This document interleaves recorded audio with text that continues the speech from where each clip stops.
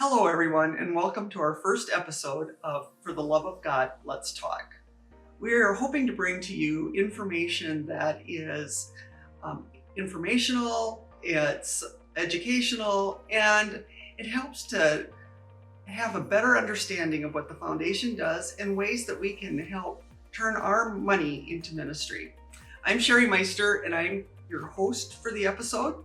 My guest today is Diane Weller. She is our Vice President for Operations and Donor Relations. And Diane, thanks so much for being here.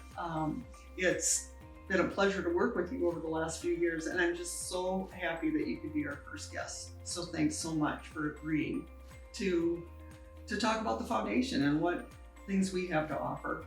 Well, thank you. I'm happy to be here.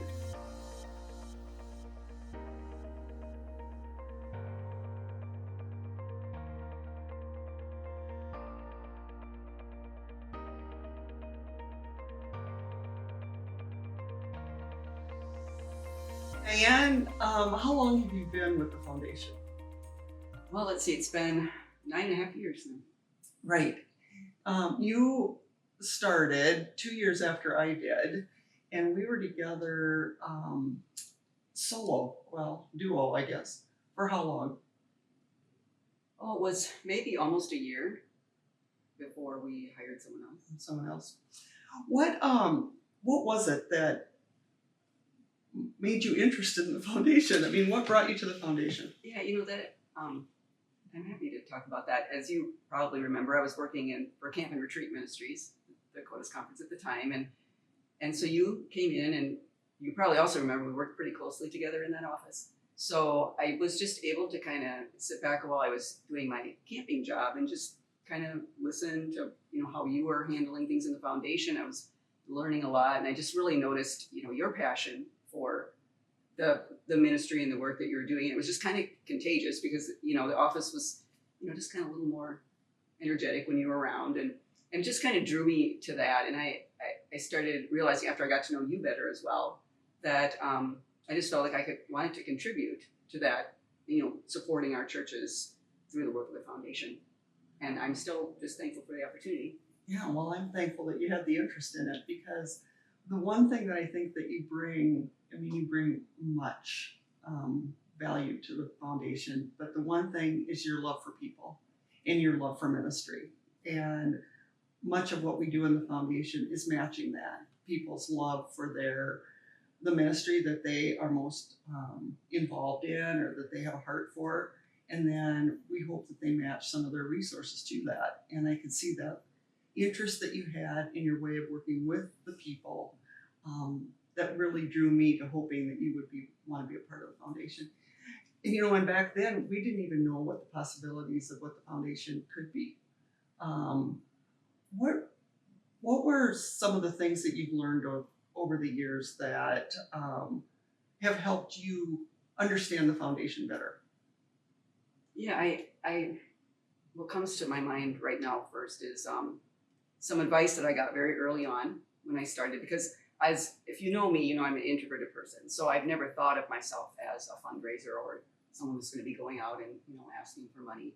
But the advice that I got that really helped me to just understand the philosophy of the foundation was that we don't go out and ask for money, but we invite people to be part of what's happening. And if ministry is happening, people's lives are being impacted, people want to be a part of that. So it's the invitation. And once I understood that, and I've shared that a lot because I think for a lot of people that helps just kind of put it into perspective. I think people want to be a part of something, and many times people don't know how to be a part of that, and to be able to invite them to be that involved in that ministry. I think the other thing is that with fundraising, or with a lot of times that's what we are doing, is fundraising for the ministries.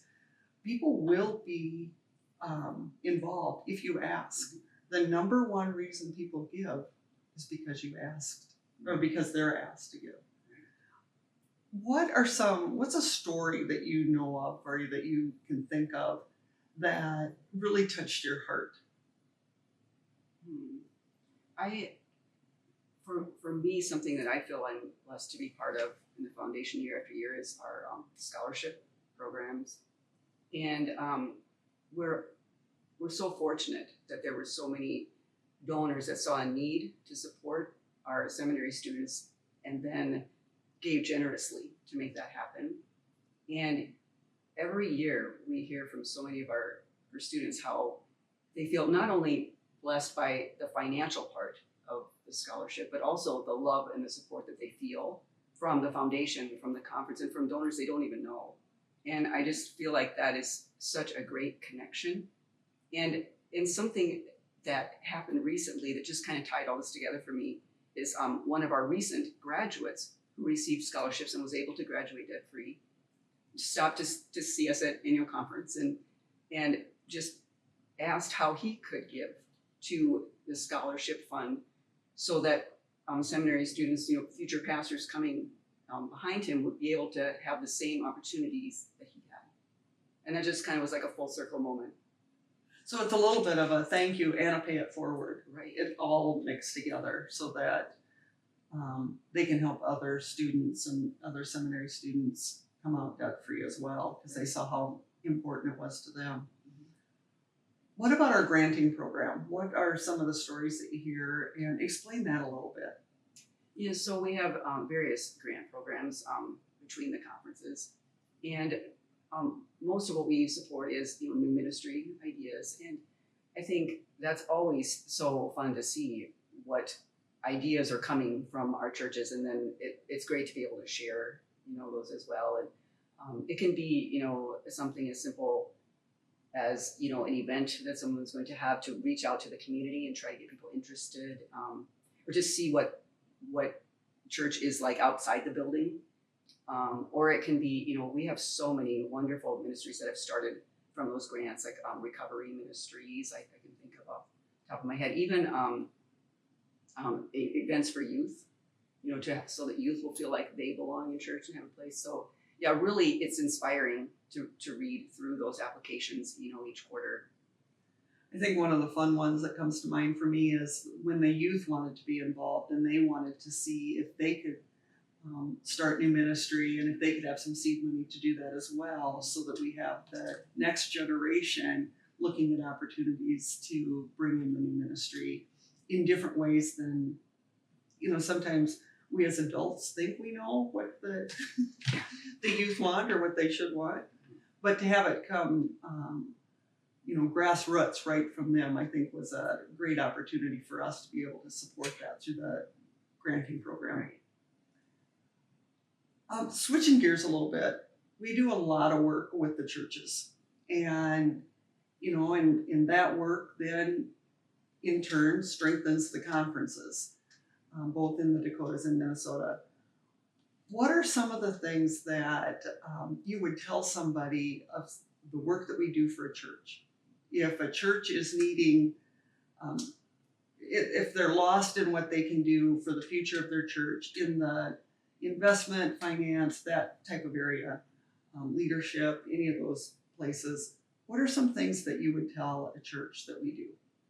Well, I think first of all, one of the ways to approach that is we just have a conversation with the church leaders and things, because really what we do is kind of personalized to the churches. There's no one size fits all, right? So we can't list these are the things we'll give you and then you'll everything will be great, because every church is different. They have different ministries, different passions, different things that they're known for in the community, and really all of that needs to shine if they're going to really grow and be that presence in the community that they want to be.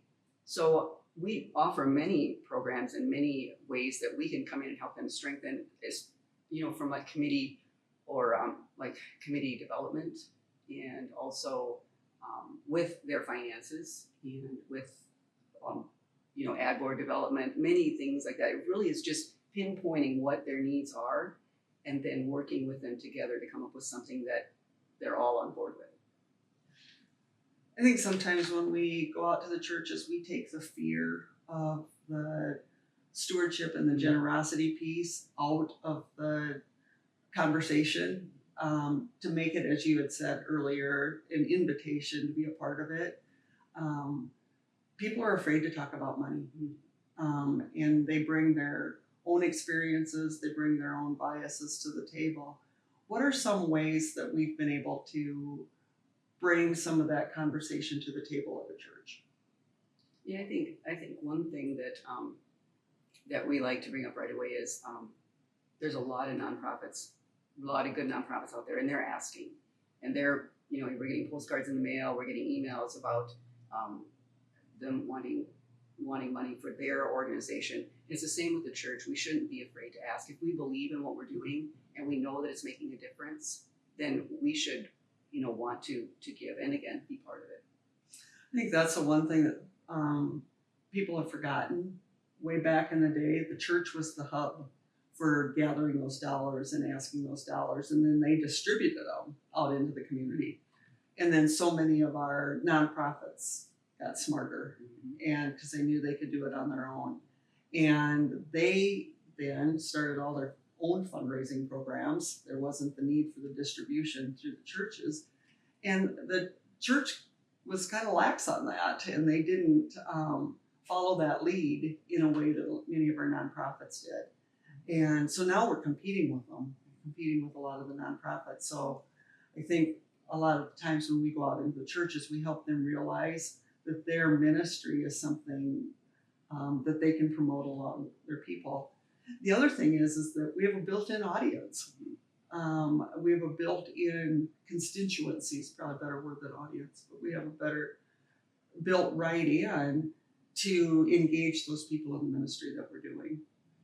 And I think too, it's a good reminder that every time you ask or invite someone, it might not be a yes, it might be a no, but It's never a no. No, a total no. It's probably a not yet, right? But it's just a reminder that to continue building relationships, making connections, telling stories, because it's a process. It's not, many times it's not a one-time thing, but a no doesn't mean no, and it's just means maybe you work a little harder.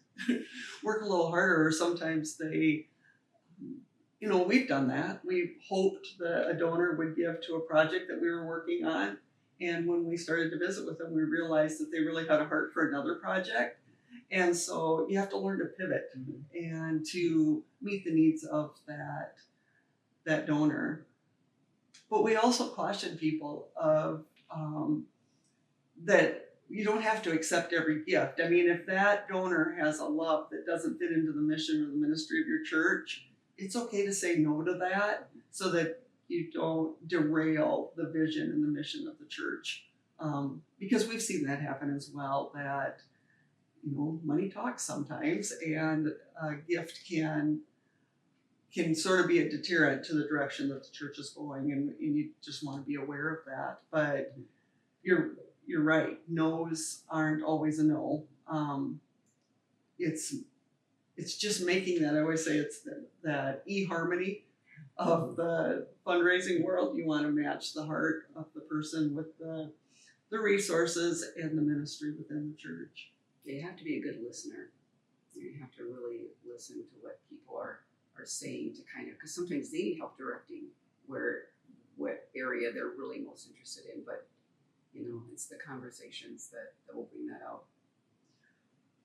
If a church was going to invest with us and they were shopping for other places to invest, what's the things that you would tell them of the reason that it's a good idea to invest with the foundation? Yeah, I think there are many things that set us apart as far as being with investments. And first of all, we work with churches every day, and we have that I believe makes us have a better understanding of ministry and church finances, which are not the same as corporate finances in many ways. So we have that background of just working with churches every day, and we partner with WestPath, and all of their investments align with the United Methodist social principles, so we don't have to worry about that at all. That's taken care of for us, and many churches just find that to be a really good benefit. And I don't know, I think it's the personal touch too. We've had churches that have invested with bigger financial institutions, they have to push 6 buttons to get, to anybody to talk to them about it. And, we pick up the phone, and if we don't answer, we get back to you as soon as possible, and we can, help with any issues that come up, much easier than a larger financial institution.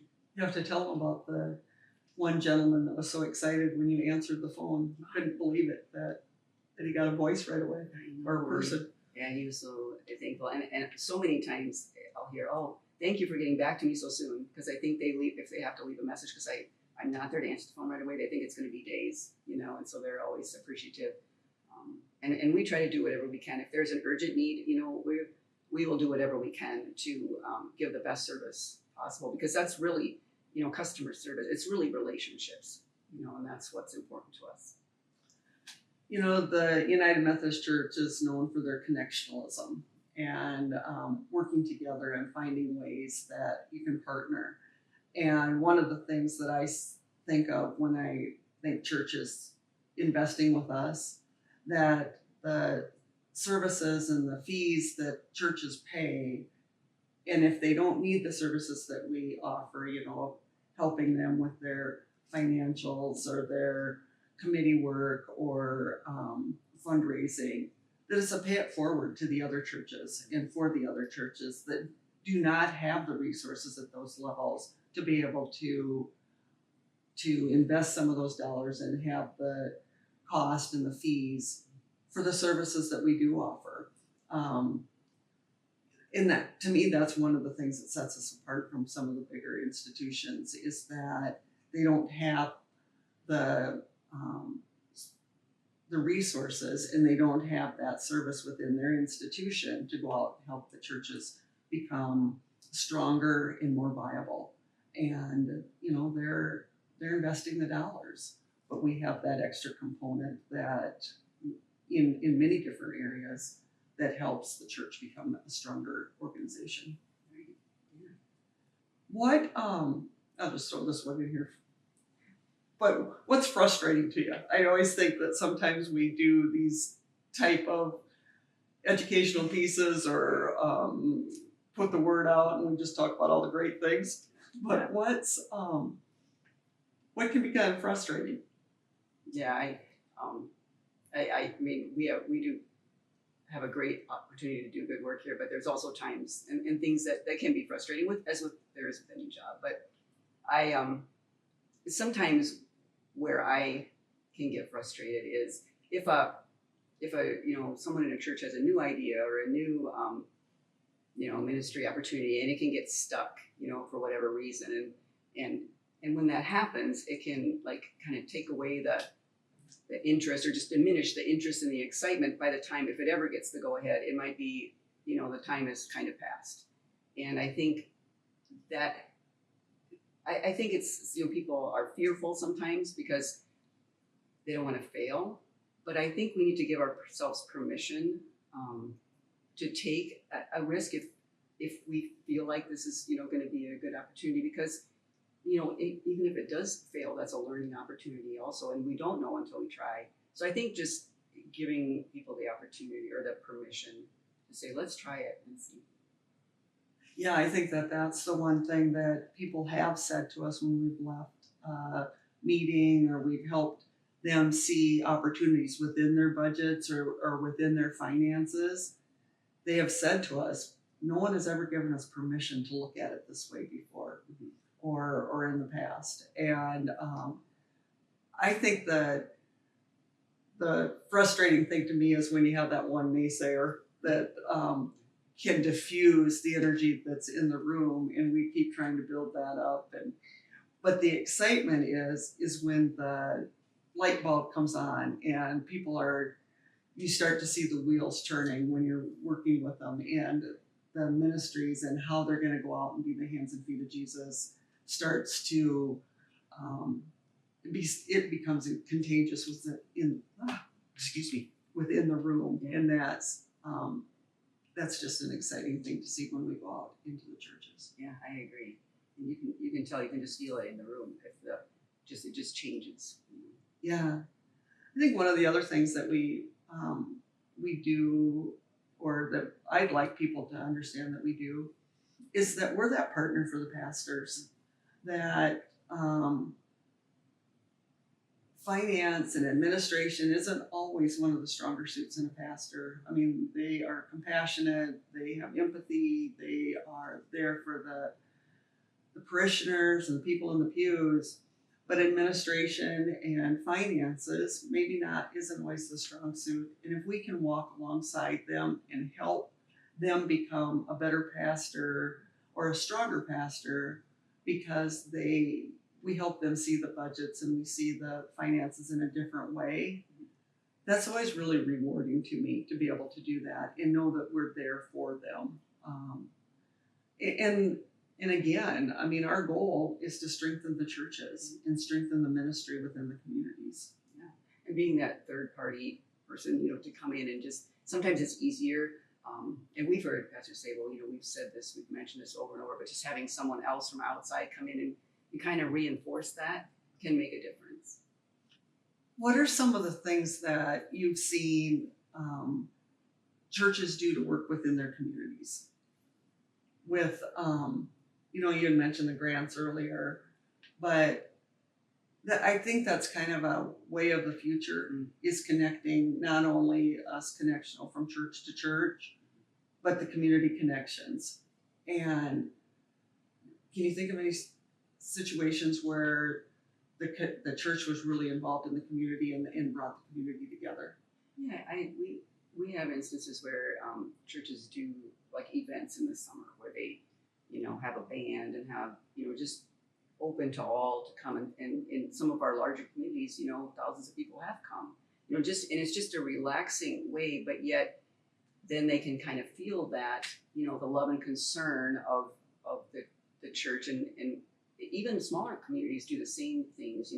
At Christmas time, we see a lot of that, just providing, food and gifts and things for people in their community, because it's a need, and stepping up, because maybe the community can no longer do something that they were doing in the past.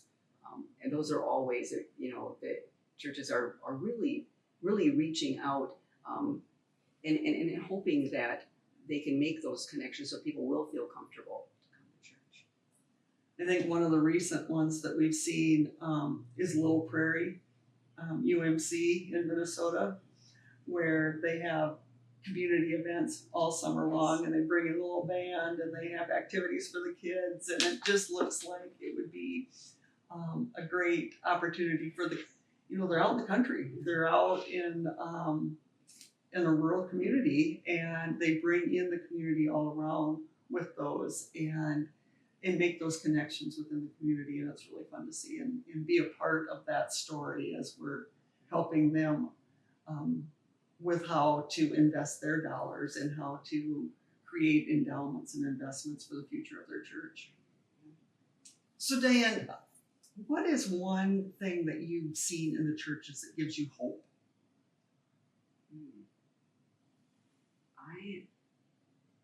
You were talking before about how we can sometimes come in and help support pastors too, as well as churches. So when I see people in the church, bringing a new idea forward or stepping up to lead something, because we know our pastors can't do ministry alone, but just having people alongside them to do some of that hard work of organizing and things like that to help make these things happen, just really gives me hope for the future of the United Methodist Church. Many times we're sitting in a committee meeting or we're on a Zoom call and we mention the word endowment, and people's faces just gloss over. How would you explain an endowment that would give that hope or that encouragement to the churches, and what can we do to encourage more churches to think about an endowment in a positive way for the future of their church and the ministries that they are providing their community? Yeah, that's a good question, because we get that a lot. Endowments are kind of misunderstood, I think, a lot of times, where people and they're really not a complicated investment. What it will do is, assure that whatever that endowment is going to support or whatever it's designated for will continue, on in perpetuity would say. So there's a lot of advantages to that because you will know year after year, how much money will go toward the particular ministry, and just know I think when individuals set up endowments for their church or for a ministry, it's really nice because they can see how the distribution benefits the ministry while they're alive, and then have the peace of mind knowing that that's going to continue when they're no longer with us. And so that those are the advantages of an endowment. There are other types of ways that you can treat an account like an endowment, and that gives you a little more flexibility, with the principal. But it really depends on the purpose, of the fund. Many times our churches are dependent on 1, 2, 3 large givers weekly in the weekly offering, and they survive on those offering plates from those very generous donors. But you had a great story of someone who has set up an endowment so that the earnings from that endowment will continue with the level of giving that this individual gave. Right. I thought that was really a great way to look at that. This person was a generous giver in the church, and she knew that eventually, she would no longer be with us. And so she really wanted to make sure that her level of giving would continue because she wanted to know that her church would continue to be supportive, and the endowment will also continue to grow each year too. So that's another reason why that's a perfect example of how an endowment can be helpful. I think sometimes people think that an endowment is a black hole, and that people set up an endowment, say, I always use $100,000 as easy figuring, but if they had an extra $100,000 and they were going to set up an endowment for the future of their church, what are some of the things that people caution from and are afraid and shy away from doing an endowment because they really don't understand an endowment? One example is they're afraid of what direction the churches could go. Don't you think sometimes it's the faith that you have to have in the church and of your giving that helps with some of those endowment gifts? Yeah, I definitely agree with that. I also think it's kind of a time to think about at that point it's time to think about scarcity versus opportunity, and people can come up with many reasons to not want to establish an endowment, but it's mostly stemming from that scarcity mindset. What happens? What if? But it's really the faith and the trust that when you're stewarding the funds in the way that you should, that there will be enough. What advice do you give after hearing the many stories that we've heard to people who are, they want to give, but they want to give so their church looks exactly like it did when in the glory days? We're always hearing, but if we just had this, if church was the same as when I was a kid, or if the choir was the size it was when I was in my 20s or 30s, or life would be better, things would be better. And they're all relying on that nostalgia. What's some advice that you've seen some great things, and you've seen some great worship services, and you've seen some great opportunities for people to be involved in worship? What are some things you would suggest to people when they're thinking of, well, I'll give, but they need to do this first? So it's like it was when I was a kid. Yeah, that's hard. I think, one of the many great things about being part of a church is that we feel like we're, maybe a part owner of it, right? We feel that connection, and so we do tend to get nostalgic, the older we get. We see that people are keeping that Sunday school wing open. Nobody's using it now, but the kids are going to come back. And we were just at the church the other day, and how many of those Sunday school rooms were storage? I know. And the hope is that the kids will come back, but the direction and the thought process needs to change to, okay, the old model isn't necessarily bringing new people in, right? So what can we do? What are some new ways? And that's hard sometimes. So it needs to be, something to be discussed and for people to kind of keep encouraging people to think outside, their nostalgia outside that box. And there's many new ways. And again, it's going to vary between communities and churches and things, but that's kind of where they need to do that brainstorming. And what does their community need? And how can the church be part of that? And it's going to be a process for some, but it's worth the work if the church is going to survive. One of the other things I just wanted to touch on a little bit, and we're going to dive into these deeper topics as our podcasts go on throughout the recordings. But one of the things that's really been rising to the top is repurposing buildings and repurposing property. Just touch a little bit on that, on what possibilities are there and how come that's kind of exciting to us to get into that area to help churches understand what their buildings can be. Right. Well, we all know that the church building is the largest asset the church has, and it can be used for many, many things. And there's a lot of maintenance involved in buildings, so there are expenses with that. And, we went through a time where, daycare was the answer, right? Churches used to put in daycare and everything will be fine.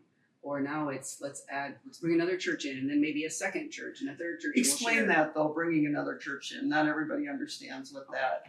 Yeah. So because people still see the church as the building. Right. So how is another church? Right. So the church still has their church service and all of their activities in the building, but then they work with another church, could be a different denomination, even just a different group, and then they share the building, so they schedule the times that they're there. And it does take a person to schedule that because it's, complicated. So a church might bring in, one other church and they're sharing and they think, oh, this is great and we're getting some, revenue from that. Let's bring in another church.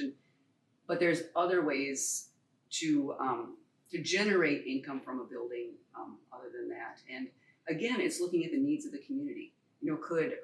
Could there be some social services offices in the building, or could there be a mental health counselor, there, or just assessing where the community needs to have space is really a good way to start and to open up your mind to the possibilities. Right. I think that's going to be something great that we have opportunities to look at in the future and see which churches want to be a part of that and which ones it works for. It's not right. For every church. Right. And I guess the other thing I just wanted to touch on today was that silver bullet.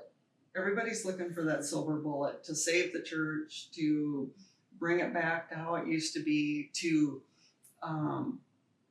what's bringing people in. Build it and they will come. We've seen many times that didn't work. So how, when we're out working with the churches and the ministries and we're working with pastors and as a collective we work with the conference, how is that we help them understand there's not that silver bullet and that it's personalized? Yes. Oh, that's a hard one. I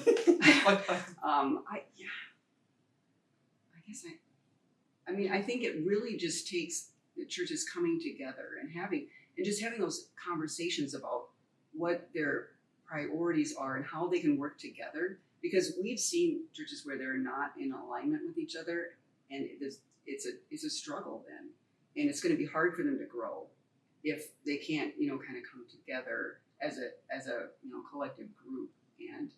You mean the people within the church? Yeah.